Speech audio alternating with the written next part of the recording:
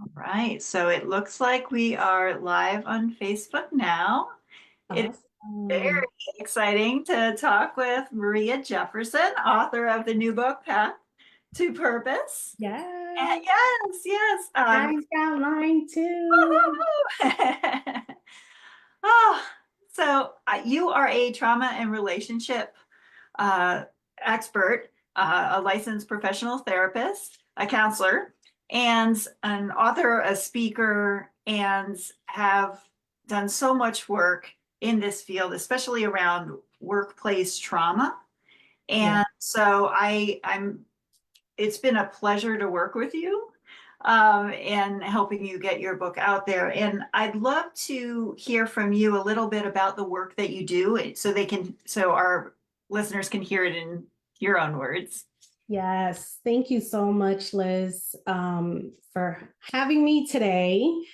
Um, and just for all of your help over the last year in bringing this book to life. I really could not have done it without you. Oh, thank So I want to honor you and all of the work that you've put into helping me bring this to life. I so appreciate you. you. So yes, I am a trauma and relationship specialist. Mhm. Um, CEO and founder of Purpose Path Counseling Services out in the greater Hartford area in Connecticut. And I, I don't even know where to start. I've done so much work. um, as I share in my book, um, I came into the mental health field really as a calling and literally a calling. So I was a Spanish interpreter for 20 plus years. And during this time in between 2010 and 2011, I kept feeling called into um the psych, like just so much more interested in the psychology, mental health industry through my interpreting work. And during that time I was working as a judicial Spanish interpreter at the courts. And um I was driving. So now we're in 2011, actually March 2011, or end of February 2011. And I'm driving to on 91 South, going to the New Haven courthouse that I was assigned to for the day. And I saw this big billboard for Post University and one of their counseling programs. And instantly I heard, this is it. You've got to come into this. While working in for the judicial branch, I would frequently go into the prisons. And a common theme that I heard, a common complaint that I heard was, um, I don't have a counselor that speaks Mhm. Spanish. So can you tell my attorney that I need help, but I don't have a counselor who speaks Spanish? And then it just all started clicking and signed up. I contacted Post University, signed up for I signed up for the drug and alcohol counseling program and quickly learned, nah, this is not it. Mhm. And so throughout that journey in school, um, I so then later on, I found out I was expecting my youngest daughter and had to drop out of school for some time. Went back in 2014 and uh, yeah, continued my journey. And during that time, they ended up offering one of the concentrations was forensic mental health counseling. And I'm like, this is it. this Mhm. is it. And so I am one of the first graduate students to graduate from that program, because it was the very first time it was ever being offered. And so, yeah, I graduated I completed the program in 2016, Mhm. and actually October 23rd, Oh, an 2016. anniversary. Yes, Yeah. yes, thank Mhm. you. So Mhm. yeah, so I've been in the field now, wow, since 2016. Mhm. Mhm. Mhm. And it's, really still very surreal for me that I am um just really walking in my purpose, because I Mhm. absolutely love it. Mhm. So yeah, so I specialize in the treatment of trauma, Mhm. um, and relationships. I serve. I'm a huge advocate of destigmatizing mental health treatment within the BIPOC communities, and just really encouraging my fellow BIPOC individuals, men and women, that mental health treatment is nothing to be ashamed about. Mhm. And throughout that journey, workplace trauma became part of my story and part of my journey of surviving complex PTSD. Mhm. And I ended up utilizing that as um, another avenue, turning it into purpose and becoming a huge social equity, social justice, anti-racism advocate. So, Mhm. um, so yeah, in a nutshell. So yeah. Yeah. And I love how you frame how you talk about workplace trauma. Before I met you, I don't think I'd heard that phrase before. And I think that it helps people reframe different experiences that they've had in work environments. A lot of times it can feel like they've done something wrong, or someone's, you know, it can feel different if you can view it as something that this is actually a trauma that someone has experienced, Yeah. that this is something that they deserve healing from and deserve support. I think have you found that that's a different way of viewing things for people? How does Yeah. that you help? Yeah, for sure. So, in my work as a therapist within my practice, as well as um, a workshop facilitator Mhm. and consultant, I bring up a lot of different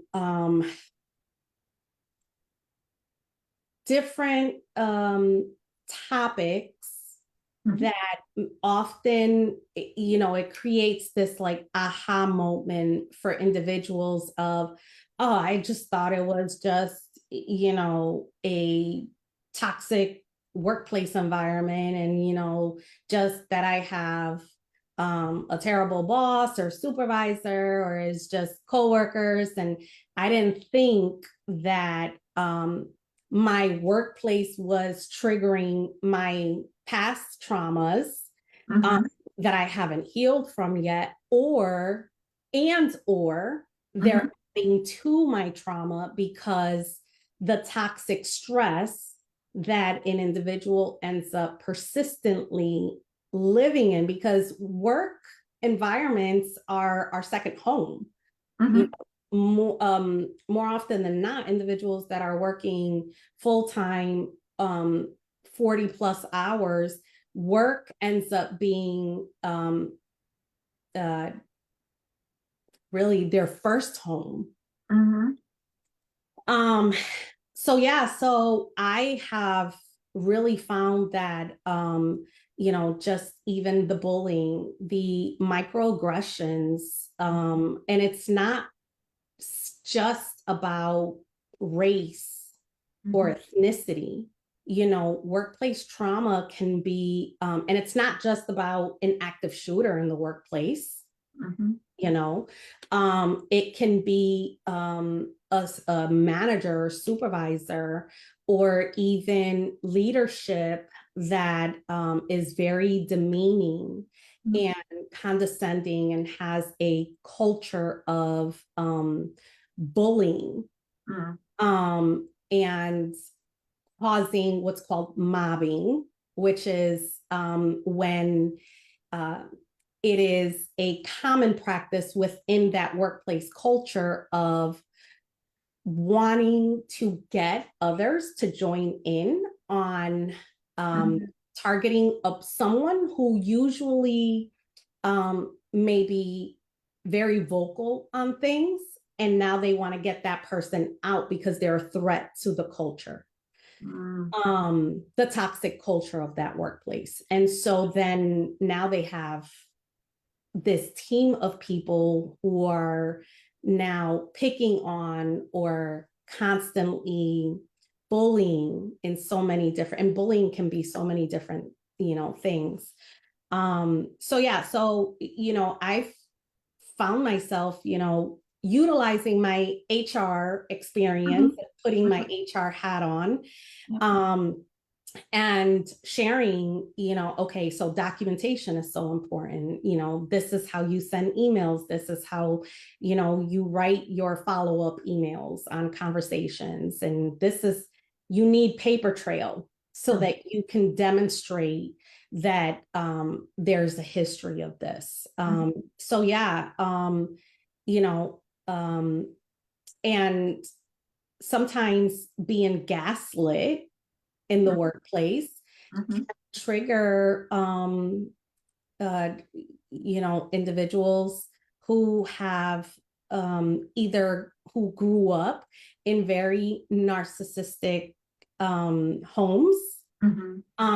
where they were often gaslit throughout their childhood and experienced a lot of trauma because of that, Mhm. or have been in abusive relationships where they have been gaslit so much. So, it can certainly cause a lot of triggers um, that are unrelated to the workplace, Mhm. but it's also adding to that trauma that they come into the workplace with, Mhm. So yeah.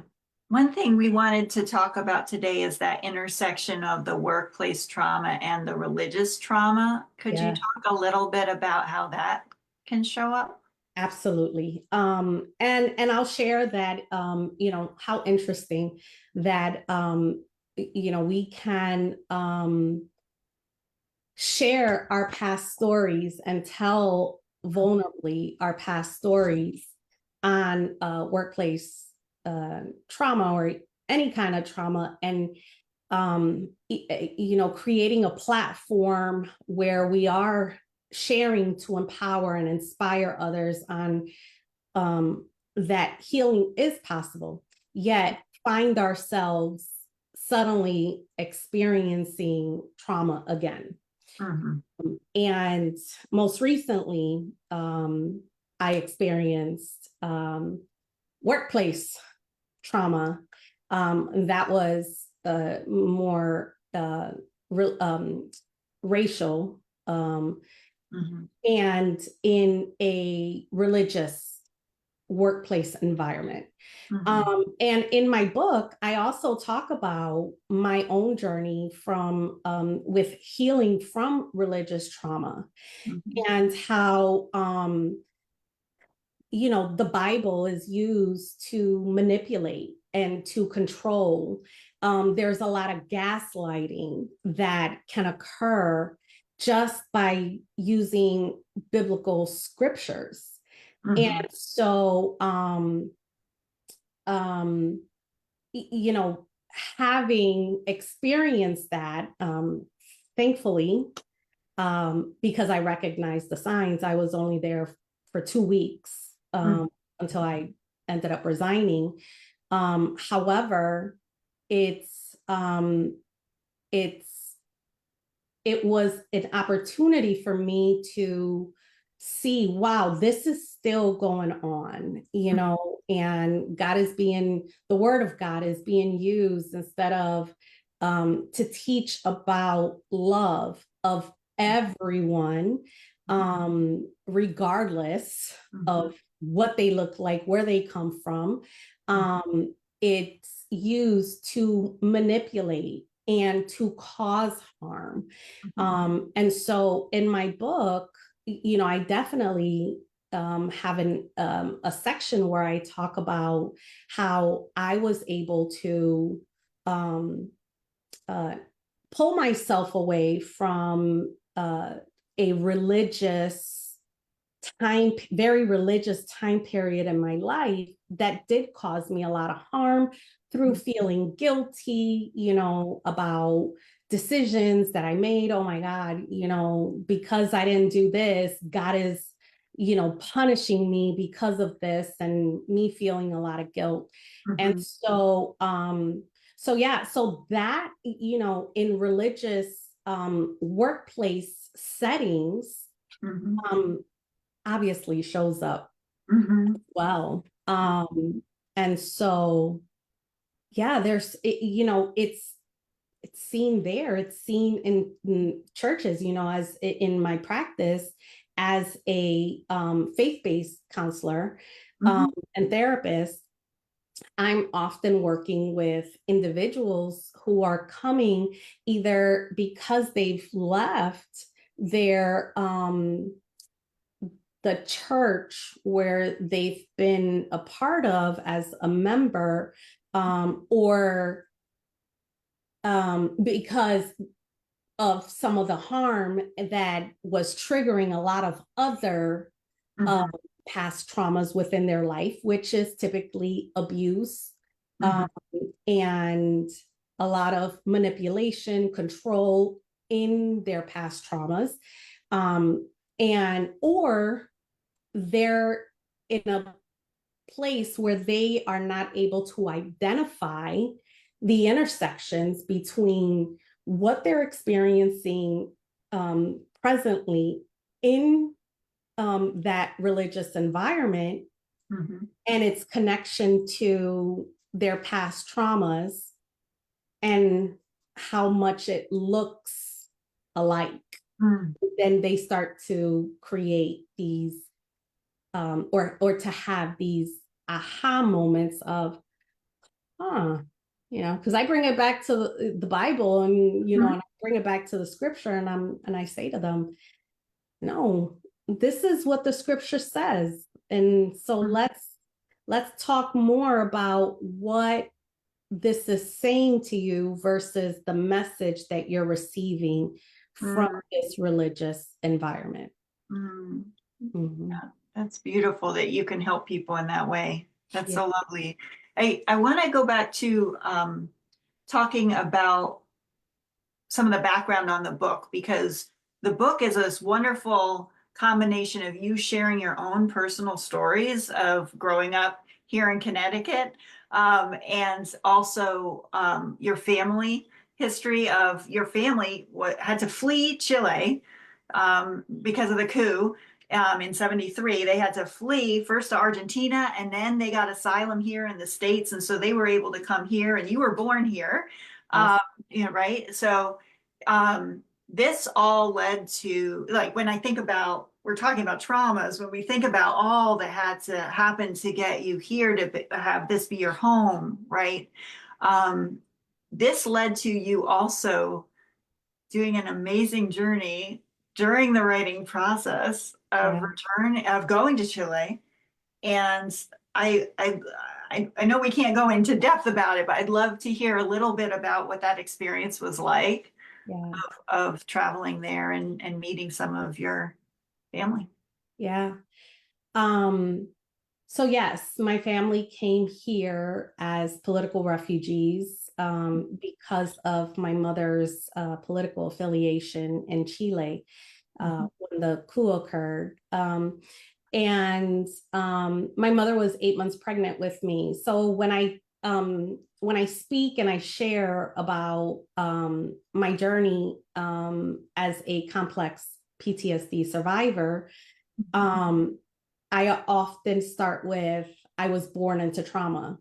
My mother hid her 8-month gestational belly in order to board the plane in Buenos Aires, Argentina. And the United Nations brought them to the US. And so I was born in Bridgeport, where the hosting organization basically helped my parents, and who I have 2 older siblings, helped them become established, within the community. And so, in the book, I share about an article, that was in the Bridgeport Post in September of 77, that talks about my birth, and how, and through that article is how I learned that they didn't know, the UN and the hosting organization did not know that my mother was pregnant and expecting, and she didn't receive prenatal care prior to coming to the US. So I never, since I was born here in the US, I never had an opportunity to go to Chile and really meet my family. The only family that I've met from Chile, which I have only specks of memories of my grandfather, my mom's father, who came to visit while we were still living in Bridgeport. So last year, I took a 14-day journey to Chile, and brought my youngest daughter with me on that journey. And I was able to meet a lot of my paternal family members. And my family is, our ancestry goes back to the Mapuche indigenous people. So part of my journey was to go to the southern region of Chile, where Mapuche indigenous people live, which is also I went to an area where my paternal family, as well as my mom, often went, visited. So what I learned was my grandfather, my father's father, used to travel often to Argentina for work. And so the family would travel to that southern region of Melipeuco, and that's where they would meet with my grandfather when he would come back to Chile. So that was an amazing, transformative journey in learning so much more about my mom. I discovered during that journey and made the connection that it was the 50th anniversary while I was in Chile of my mother needing to flee Chile because of the coup. So it was just so, serendipity was just so all over the place. And I was able to experience a spiritual journey, and where I felt connected to this long lineage of strong women who suffered so much as women. And I deeply felt their pain. And I understood at that moment the purpose as to why at that time, because there were other times in my past that I planned on visiting Chile and it just wouldn't happen. But that at that time in my life, 50 years after my mom fled Chile, I was there connecting spiritually, not just with my mom, but also all of the other women in my ancestry lineage who suffered so much. And I, um, I deeply felt the purpose of me going there to be a cycle breaker, Mm. to cry for them and break that cycle for the generations to come. Yeah. Yeah, beautiful. And I want to touch on one thing Yep. more, which is this whole idea that, so you talk a lot about your path to purpose. A lot of the things that you've been through have been deeply traumatic on multiple levels, but you have used all of these things to propel you to heal yourself and then be able to really learn a lot of things. You have so much education that you've been able to use this for helping other people heal, right? It has definitely put you on a path to your purpose, but that's a delicate thing also, because we don't want to think that, oh, anyone has to go through it or should have gone through these horrible things, right? So how do you handle that kind of balance, that kind of Yeah.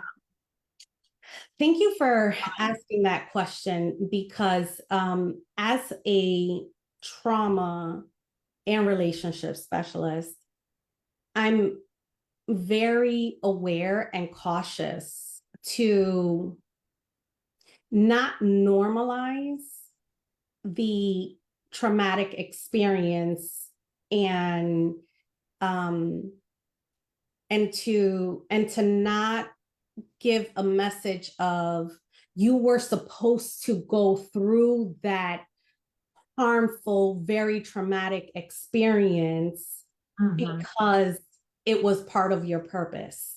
No, because that causes more harm. To say that to a victim of trauma, no one wants to say, oh, that is so wonderful that I went through that traumatic experience because it was going to lead me to my purpose. No, that invalidates and it's actually part of victimizing the victim as well, so it invalidates and takes away the reality that this traumatic experience or these traumatic experiences that have occurred throughout someone's lifetime are and were very real. And so I am always very cautious to not take that truth away from the individual. And that's something that I learned through my own healing journey, that everything that I experienced should have never happened to me. Unfortunately, it did. And how do I heal from that? And that is, I had to sit with it. I had to acknowledge it. I had to process all of the emotions of that pain and that grief that comes up, that anger that comes up. And it's not from one day to the next, right? And so I'm very, very cautious as a therapist, as a speaker, to never normalize these traumatic experiences as something good, because it's not anything that's good. It's something terrible that has caused deep, deep wounds that will cause someone to have to even after healing, to create such strict boundaries to make sure that they don't continue to get harmed.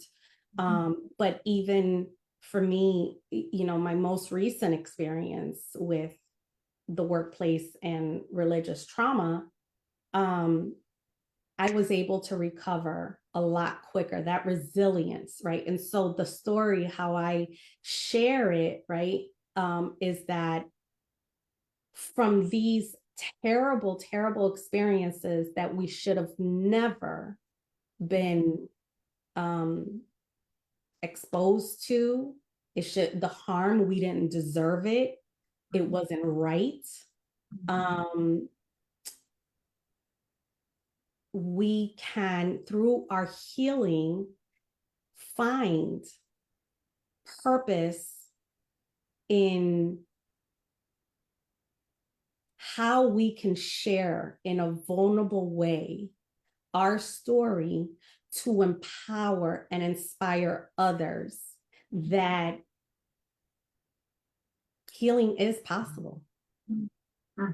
We don't have to stay stuck in that identity for the rest of our lives if we choose not to. And so, that's how I balance that, validating and empathizing with individuals, and then encouraging them to do the hard work, because it is hard work. It took me 3 years, and even after that, I've still had to do my own work. But we have to do the hard work, confront it, face it, feeling it. Oh my God, it's just, that's even difficult. But then how can we use that and let it be a voice of empowerment and inspiration and awareness in such a courageous and vulnerable way to help others? I have so much admiration for you and how you share your story and the work you do and how you're able to help so many people through this process. Yeah. Is there any parting words that you want to share with our listeners today before we wrap up? I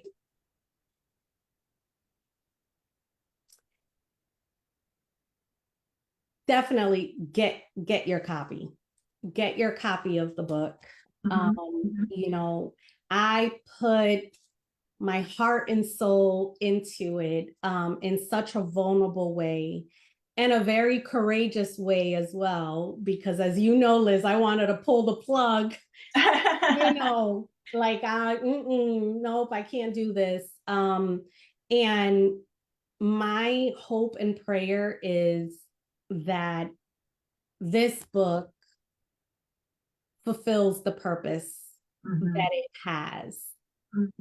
Yes. The purpose of me being called to tell the story, and not just my story, but my mother's untold stories, and be able to share some psychoeducation within the stories as well, to hopefully inspire someone with, even if it's just one line, one sentence, or even one word, or one image, to inspire someone that the journey to healing is so worth embarking with